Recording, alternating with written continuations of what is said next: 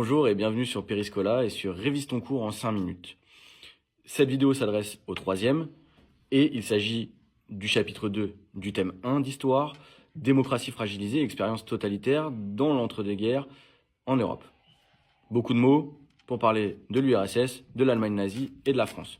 Si tu as suivi dans une première vidéo, j'ai déjà parlé de l'URSS parce que sinon ça va être trop long. Et dans celle-ci, je vais te parler de l'Allemagne nazie.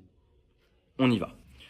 Donc, en cas de développement construit sur les régimes totalitaires, tu vas devoir parler soit de l'URSS, soit de l'Allemagne nazie.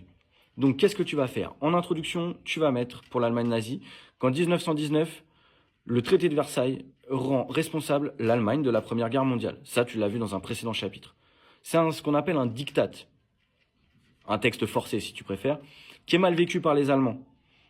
Et en plus, il y a des pertes de territoire qui sont liées, notamment l'Alsace-Lorraine et d'autres séparations de territoires liées à cette défaite. En 1929, il y a l'effondrement de la bourse de New York qui va entraîner une crise économique mondiale. L'Allemagne, elle est fortement touchée avec une augmentation du chômage et donc de la pauvreté.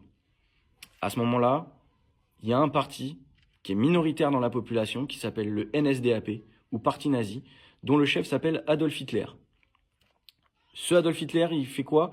Il rend les Juifs responsables de la défaite, le traité de Versailles et la République responsables de toutes ces crises économiques. Son parti, en l'espace de 4 ans, va devenir le premier parti politique d'Allemagne. Et le 30 janvier 1933, le président Hindenburg appelle Hitler comme chancelier, c'est-à-dire l'équivalent de notre premier ministre.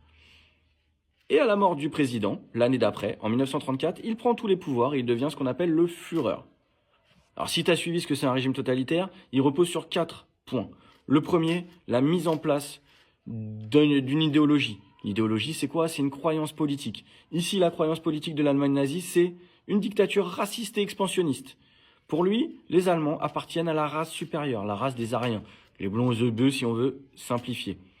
Qui s'oppose à qui? Eh bien, aux Juifs, aux homosexuels ou aux communistes. Je te la résume rapidement.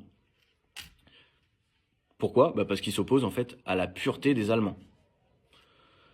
Et dans le même temps, c'est expansionniste. Pourquoi? Parce qu'il veut réunir tous les Allemands de langue allemande qui sont éparpillés un peu en Europe et donc partir à la conquête d'un espace vital. Et pour ça, qu'est-ce qu'il va faire? Il va réarmer le pays à l'encontre du traité de Versailles. Pour imposer tout ça, comme pour l'URSS, l'État va contrôler les médias, la presse, la radio, le cinéma, dans lequel on va diffuser des messages de propagande à la gloire du régime. On va faire de grandes manifestations pour montrer la puissance du régime, faire des défilés militaires encore une fois. Et puis, la propagande, elle va s'instiller même à l'école. Et ça, c'est ce qu'on appelle l'embrigadement ou le lavage de cerveau, si vous préférez. Les jeunes, dès l'enfance, se retrouvent dans des organisations de jeunesse où on va leur apprendre à être de bons nazis, à être de bons ariens, à penser comme le régime le veut, et grâce auquel on va imposer des idées, notamment l'antisémitisme et l'opposition à l'homosexualité, l'opposition aux handicapés, notamment dans les problèmes de maths, où on va vous faire réfléchir à combien coûte un handicapé pour la société et que si on l'élimine, combien la société peut économiser. Voilà, c'est comme ça que ça se passe. Et puis, si vous êtes toujours pas un bon nazi et toujours pas d'accord avec le régime, on met en place la terreur et la violence.